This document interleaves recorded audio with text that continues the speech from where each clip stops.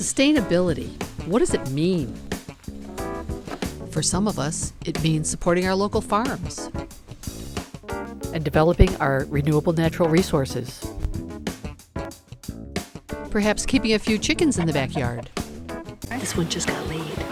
It's still nice and warm. Farmers markets are on the rise all over, and we have some wonderful resources right in our own backyard. The investment in our sustainable future has already begun. Let's explore some of the simple things your neighbors are doing right now to help us all reach our goals for a brighter future. So stay tuned for Our Sustainable Sudbury.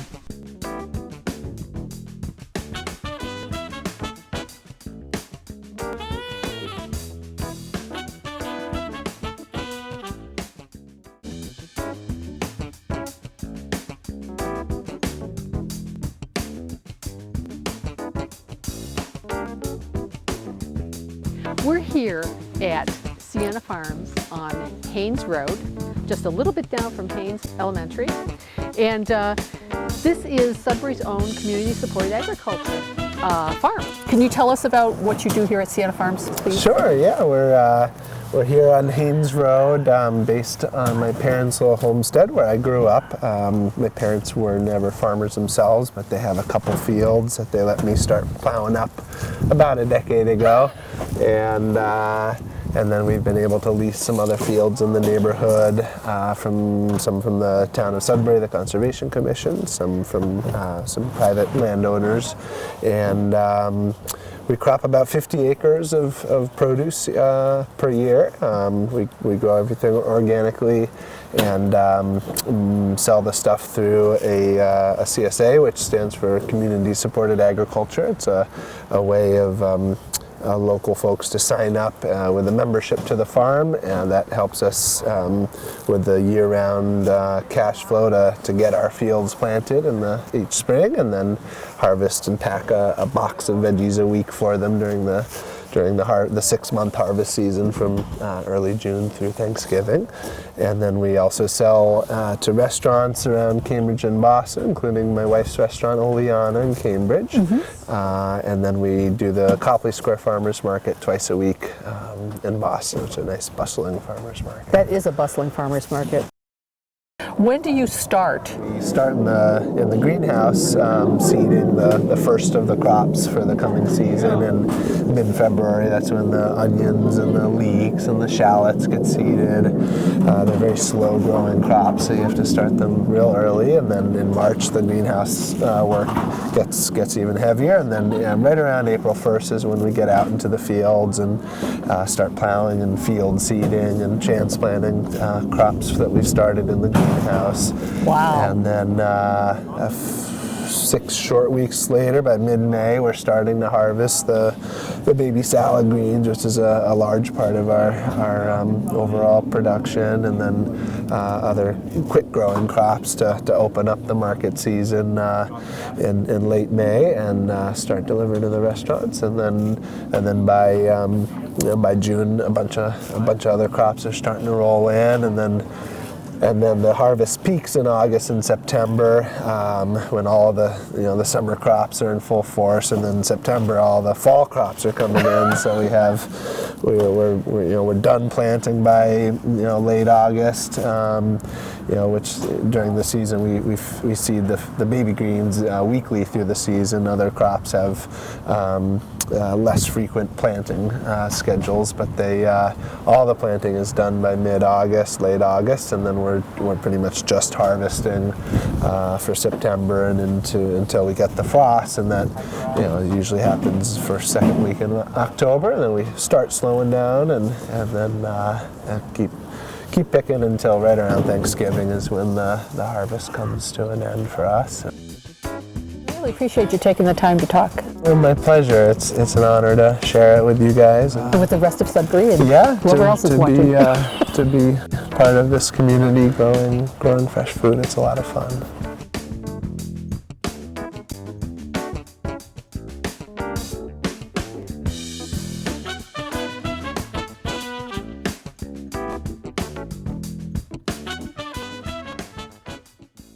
tell us a little bit about what it's like to grow chickens in your backyard?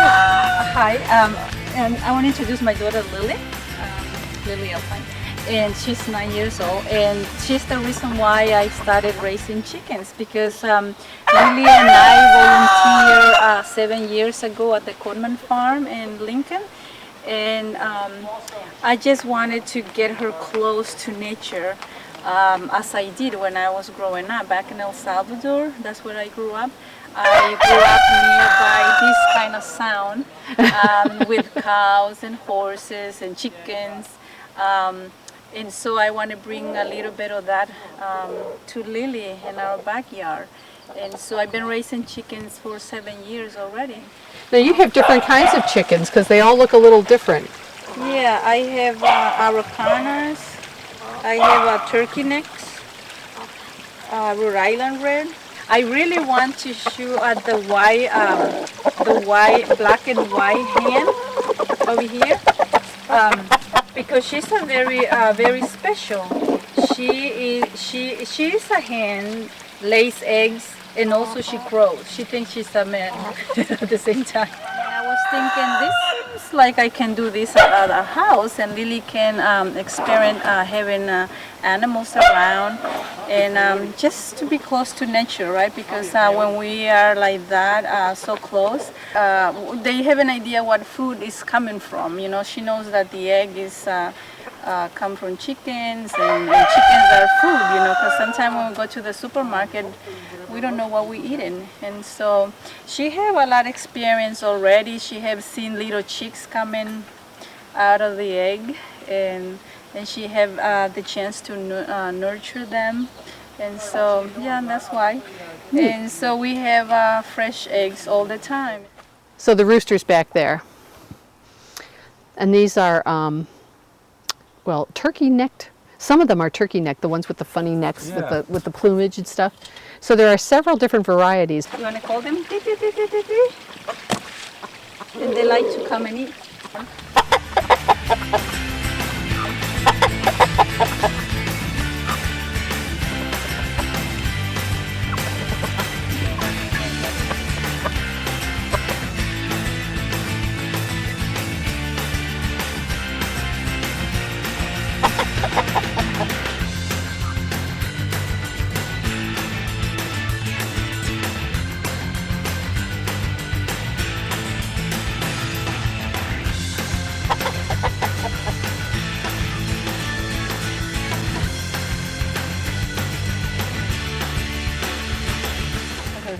So I'm seeing like you've got a smaller egg, and then you've got, I don't know, where's the, this is pretty That big. would be a medium size, right? This one just got laid. It's still Nice warm. and warm. But look at there's two different, you know, it's so cool how they're all different sizes. These ones are blue eggs. We don't see that very often. Those are from Araucanas. They are originated from Chile. And then the brown ones, you know, we have all. And back in El Salvador, we always have white, brown ones, and once in a while, blue ones. These chickens have been very busy today. Yeah. If you're getting chickens, you need to think about getting them in sort of early summer, really, and then so they can build up enough weight so that they can cope with the winter, the cold in the winter. And then you start getting eggs sort of early spring, late winter, early spring. So it's great. It's amazing. And the best thing about them, I think, is that the waste that you have in your kitchen, all the kitchen scraps, gets converted into protein. It's just amazing. So you have your compost, you know, the things that the chickens don't eat go into the compost. And I've always hated waste, especially waste of food. It just seems so wrong. And to be able to process, you know, food into other food is just fantastic. It's really Well, thank you very much for bringing your chickens. That's great.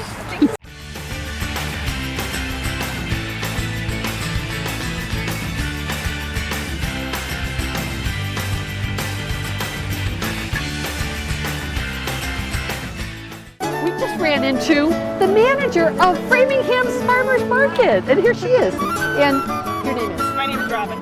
Robin. She's going to tell us a little bit about how she got this whole event organized. So the Framingham Farmers Market is organized by the Massachusetts Farmers Markets Association. So they've been running it for the past several years, and it has sort of moved around Framingham. It's been in this location for about 4 or 5 seasons, I believe. This is my first season, so I'm still learning as we go. And we're on Edgell Road, by the way. Edgell Road. Right near Route 9, just north of Route 9. So this is a nice spot. People like it here. It's very visible, and it's sort of a relaxed setting because we're on the green. Yep. With good parking. Yeah. And so right now we're trying to keep the vendors that we've had. We've had a lot of these vendors for about 9 or 10 years in Framingham. They've moved with the market. We have 3 farmers. We have Hanson's Farm, we have Sylvia Farm, and then we have the Monk Farmers. Excellent. And then we have some other special treats. The kettle corn is probably one of our biggest hits with kids of all ages. And the pasta man just started today. Oh. And then we Come on have around. fresh fish, which is also a big hit. Globefish is here this year. Who is it? Globefish. Globefish? Globefish is a company on the pier in Boston, and I go in and in the morning, and all the fish comes in the morning. It's all cut in the morning, and I go in and cut it, pack it, weigh it, price it, put it on ice, and bring it out. Nice. Globefish does a number of markets. They do a number of them. So excellent. There's probably a market every day. So look for Globefish at your next farmer's market. Yeah. Where this is the most important thing to bring to farmers markets.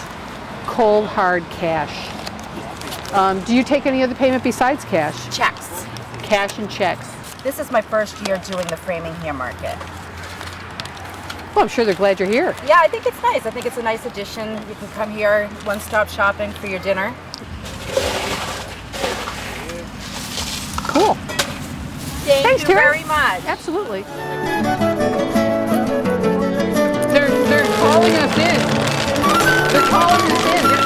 So how's the kettle corn business? The kettle corn business is Wow. screaming, just like me. Oh, yeah. It's hopping with the popping of the kettle corn. We're not stopping. 12 o'clock when we start. Put your hand out like that. Everyone wants to reach in, but you have to. There we go. That's good. The health department says you have to do this. You know, this is Put really your delicious. hand in the spoon. Oh my goodness. That's delicious. That's our specialty. How long have you guys been doing The this? long bags on the end. That's a $6 bag. Yep. 5 years. You know, I lost a $100 bill in this bin, and it's got to be in one of these bags, but I don't know which one. It's just popcorn and sugar, 2-to-1 ratio. And there's oil, corn oil, in the kettle, so it's more than popcorn in there.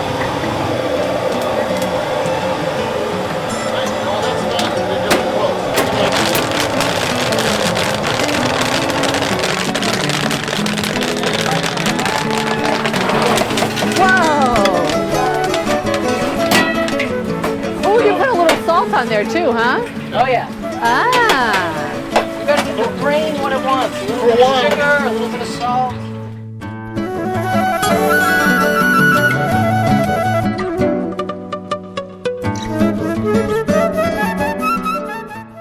Hi, we're from Sudbury TV, and we're just getting a feel for what's available here at the Framingham Farmers Market. Okay. And I saw you putting these into a box. And this is a Brazilian cucumber. Brazilian cucumber. So would you use it like any cucumber and chop it up? Yeah. Do you peel it first, or? You don't have to. It's Really? actually edible, yeah. Oh, cool. So the other thing I didn't recognize was this amaranth, which looks lovely. What do you do with amaranth? It's similar to spinach. You just, A lot like spinach. yeah, you prepare the Look at how gorgeous that is. That is beautiful. And I did notice pea tendrils. Check these out. They have just beautiful things. Bok choy. Oh my goodness. And a Shanghai bok choy. So this is a different kind of bok choy. Yeah, it's more juicier, also sweeter. And last but certainly not least, Great Harvest. Look at these gorgeous breads. Now, you're at Framingham today. Where else do you end up? We're in Wayland on Wednesday. You're at Russell's, Wayland's Farmers Market, Norwood on Tuesdays. Norwood. UMass Hospital on Tuesdays as well. Wow. And our store is in Newville, so. Excellent. That's wonderful. My name's Marie, by the way. Hi Marie, Cheryl, nice to meet you. Cheryl. So Cheryl, thank you so much. Thank you. These are absolutely beautiful looking baked goods.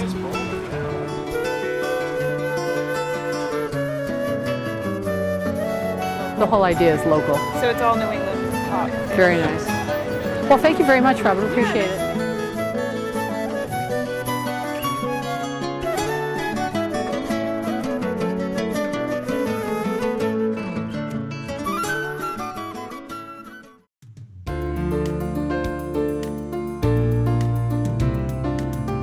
Isn't this a beautiful garden? She has, how many different people are working with you? 1, 2, 3, 4, 5. That's great. And we've had to turn down a couple requests because I affectionately refer to them as my sharecroppers. Yes. Okay. So everyone wants to plant more next year. Yes. So even though we have some garden at the end that we haven't planted, everyone has plans for it next year. So we now have had to close our membership. I see. The Sharecrop membership is closed, but you could have one in your backyard, or perhaps a neighbor who had something set up and you could talk them into it. So how do you keep the groundhogs out? That's what I really want to know. Well, honestly, this is a very unusual year. We have a groundhog every year, at least one, and sometimes a litter. This year, groundhogs are not the problem. I haven't seen a groundhog, but we are inundated with chipmunks. Yes. And the chipmunks are running, and we're picking our tomatoes a little underripe, because if we let them ripen, the chipmunks run in and eat them. Today I found a chipmunk hole with a tomato stuffed in it. And when I pulled the tomato out, this half was eaten. So clearly the chipmunk was trying to drag the tomato down in the hole, couldn't make it, so he ate it. I have one small plot over there with beets and potatoes and tomatoes, and I've had lettuce, but from the where I cut down after they'd bolted, I've actually got sprouts on 3 of the 6 plants. So I'm going to have another crop of lettuce pretty soon. Wonderful. Are you going to do anything for the fall, like spinach or anything? I'm going to do spinach, more beets, and the potatoes we're letting stay in, and we'll harvest them in the fall. So what I try to do in between is I plant annual rye in the aisles. Yep. And that way you can just go through with a mower. So it functions as a green manure, a cover crop. It conserves the moisture, and it's much easier than weeding. Oh, absolutely. Much easier than weeding. So that's the strategy. There you go. So you never know what you're going to find tucked away in someone's backyard.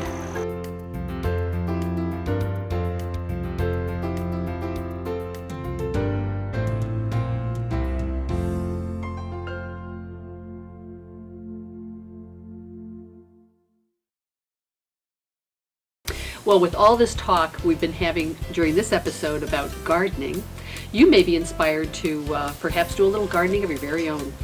And I'd like to recommend a book by Mel Bartholomew called Square Foot Gardening, which is basically very small, intense gardening that you can do in a container even.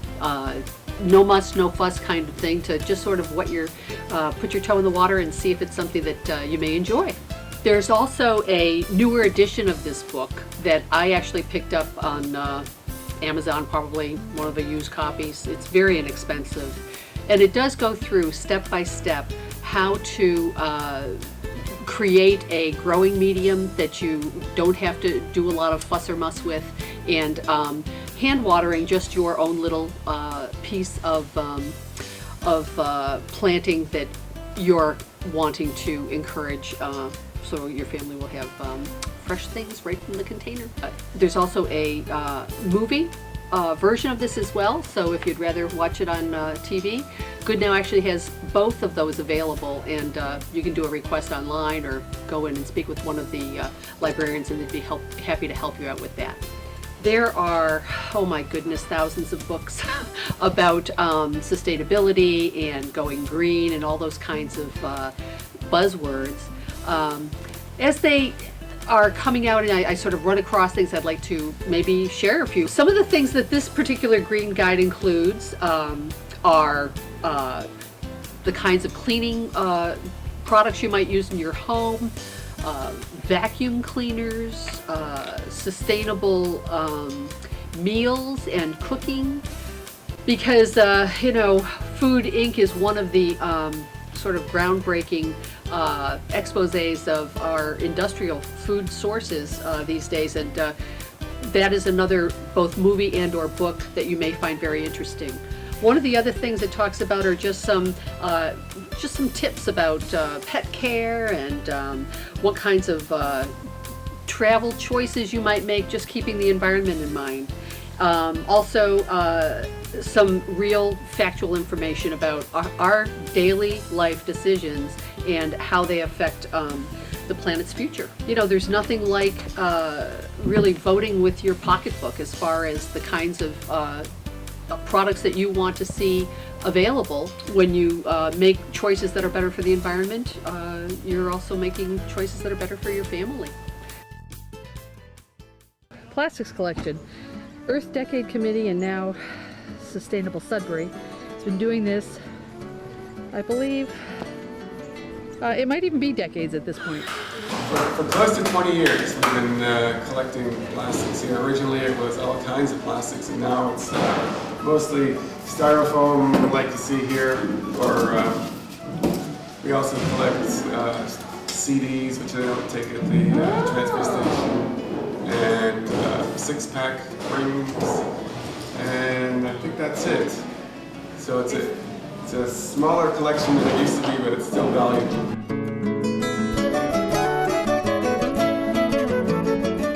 Right, I just do not want to put this into the trash. It really is painful to put anything into the trash. It is. Okay. See you there. So this is where people are checking in. Have you been?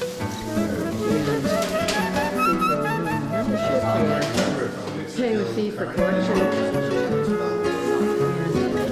Dean and Carol are the dynamic duo. People dropping things off. And that's the part they like the best. Breaking it up. Being able to. We've got how many bags already? We just started. 1, 2, 3, 4, 5, 6, 7, 8, 9 bags. We had 56 bags last time. 56 bags. It's only 25 minutes past 10. Look at that. In 25 minutes, you've collected 9 bags. It's Monday morning, and we are starting to move out the bags of styrofoam collected on Saturday. And Peg and Tim will be here soon with the truck. Yes, he's moving bags, helping to load up the truck. You're on camera. You might wonder how all this stuff gets to where it's going and where on earth is it going. Well, our good neighbors, the Cavicchio Corporation, has kindly lent us the use of their truck this morning, and we'll follow the path all the way to Framingham. Hi, Bill. Do you do this every time? No, this is my first time. I'm a rookie. So. Excellent. Oh, good. There's our load of styrofoam for October 2010. The truck is come and gone and offloaded here to Canigliaro. So let's go in and see if we can figure out what they do with it. Okay, I just came in. I think I better go report to the office. Company, it's a branch off of Canigliaro Industries. It's actually a company that recycles foam nationally. EPDM, rubber EPDM, ISO, polyiso annuate, EPS, styrofoam, roofing insulation. They will take the insulation off of roofs around the United States, put it in the warehouses, find haulers. This is the logistics center right here. Wow. The command center, you might want to call it. Over 60 warehouses. 60 warehouses, all represented where the icons are spread all around the country.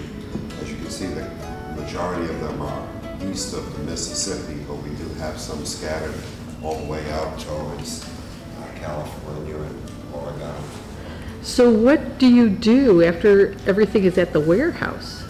We have the warehouse is a partner of ours. They process the material, sort it, grade it, and put it into inventory, at which time we sell it outbound to end users, recyclers, people who want to save money compared to buying new insulation. We offer them an option that's a lot cheaper, and it still has the same insulating value as the new material. Sales team is over there, the Nationwide Foam sales team. And Insulation Depot, there's two departments. The Insulation Depot is one that sells the insulation to outbound to people. Nationwide Foam team is the one that brings insulation in to be able to make the sales. What they don't do upstairs, we do down here. Okay.